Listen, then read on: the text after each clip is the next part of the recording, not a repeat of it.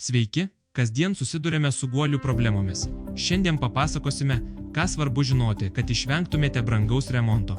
Rato guolis – labai svarbus mazgas, leidžiantis ratui suktis sklandžiai. Nors jis turėtų tarnauti ilgai, realybėje dažnai dėvisi greičiau nei tikimasi. Pagrindinės guolio pažeidimo priežastys – smūgiai į bordiūrus ar duobes, agresyvus vairavimas, bloga pakabos geometrija ar laisvumas važiuoklėje, aukšta temperatūra dėl užstrigusių stabdžių, net ir netinkamas guolio montavimas. Automobiliuose montuojami 3 pagrindiniai guolių tipai. Paprastas – keičiamas guolis, pigiausias, bet reikalauja daug darbo.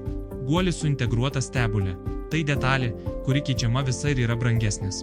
Guolis su ABS davikliu – montavimas paprastesnis, bet guolis brangiausias. Kaip atpažinti, kad guolis pažeistas? Važiuojant girdimas ūžesys. Kliba ratas.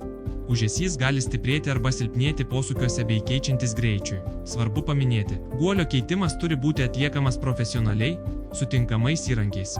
Rūpinkitės savo kelione, o mes pasirūpinsime, kad ratai suktųsi be rūpesčių. Car servisas. Kai svarbu, kad viskas veiktų be priekaištų.